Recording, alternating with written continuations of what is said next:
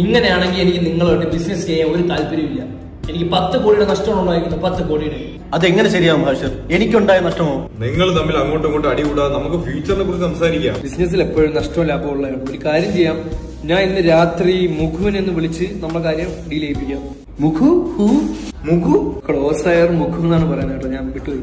മുകേഷ് അംബാനിയുടെ ഈ തമാശ ഞാൻ ഇന്ന് തന്നെ അധുവിനെ വിളിച്ച് പറയും. അതോ അതു എടാ അധാനിയടാ.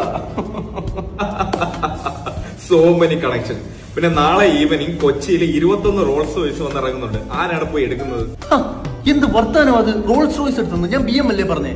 ഇങ്ങനെയാണ് എന്റെ ഇരിക്കുന്നത്. ബാക്കി 500 കോടി ഞാൻ എടുത്ത് കാറ്റിപ്പുറത്ത് കളയും. വിനായക, നീ ഇങ്ങനെ പിണങ്ങയാണെങ്കിൽ എന്റെ ഇരിക്കുന്ന 2000 കോടിയുടെ ഞാൻ കത്തിച്ചു കളയും കേട്ടല്ലേ. നിങ്ങൾ തമ്മിൽ ഇങ്ങനെ തർക്കിക്കല്ലേ. 3 രൂപ കുളുക്കുമല്ല ഞാൻ വിൽക്കാൻ പോവുകയാണ്. ബെസ്റ്റ് ഡീൽ അല്ലേ? അവിടുന്ന് വരുന്ന തേയില പൊടിച്ചാണ് എന്റെ ഉമ്മാമാക്ക് ഞാൻ ചായ കൊടുത്തോണ്ടിരുന്നത്. അവിടുത്തെ 4000 കോടിയുടെ നിക്ഷേപം നഷ്ടപ്പെടും. മൊത്തം 40,000 കിലോയാണ് അവിടുത്തെ ടേണിങ് വരുന്നത്. നീ കുളുക്കുമല്ല വിൽക്കാൻ നിൽക്കരുത്. അത് നമ്മളെ ഭയങ്കര നഷ്ടം ഉണ്ടാകും നമുക്ക്. എനിക്ക് അതിന്റെ പകുതി പൊളിക്കാനുള്ള ഒരു അവകാശം നിങ്ങൾ തരുമോ? അങ്ങനെയാണെങ്കിൽ ഞാൻ ഇനി PM-നെ വിളിക്കാൻ നിൽക്കണം. PM-നെ ഞാൻ നാളെ പോയി മീറ്റ് ചെയ്യുന്നുണ്ട്. അപ്പൊ മറ്റന്നാൾ CM-ന്റെ മീറ്റിംഗ് അത് ഞാൻ ക്യാൻസൽ ചെയ്തു. നീ എന്റെ അടുത്ത് ഇതൊന്നും പറയാത്ത എന്താ വിനായക? എനിക്ക് ആ താജ്മഹലിന്റെ ഫ്രണ്ടിൽ കിടക്കുന്ന 10 സെന്റ് ഞാൻ വിറ്റോട്ടെ. ആ താജ്മഹലിന്റെ അടുത്ത് കിടക്കുന്ന 10 സെന്റിൽ നിന്നാണ് ജമന്തിപ്പൂ നമ്മൾ വിറ്റ് 5000 കോടിയുടെ വരുമാനം ഉണ്ടാക്കുന്നത്.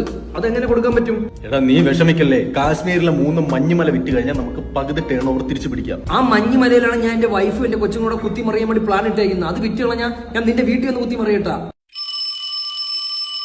ഹലോ, എത്ര? 8 ലക്ഷോ? ഓക്കെ. എന്താ അത് ബുർജ് ഖലീഫയുടെ കറണ്ട് ബില്ല് വന്നു. ബുർജ് ഖലീഫിൽ ആരാ താമസിക്കുന്നത്? രണ്ടാമത്തെ വൈഫ്. ഹാഷിറ, നിന്റെ രണ്ടാമത്തെ വൈഫ് എനിക്ക് 2000 കോടി തരാനുണ്ട് കേട്ടോ. അതൊക്കെ എഴുതി തള്ളു. ഈ നമ്മളെ കിടക്കുന്ന എല്ലാം കൂടെ വിറ്റ് പറക്കി എല്ലാം എത്ര വരും? 15,000 കോടി വരും. 15,000 കോടി നമ്മൾ റൊണാൾഡോ കേരളത്തിലേക്ക് കൊണ്ടുവരുന്നു. ഒരു ക്ലബ്ബ് തുടങ്ങുന്നു.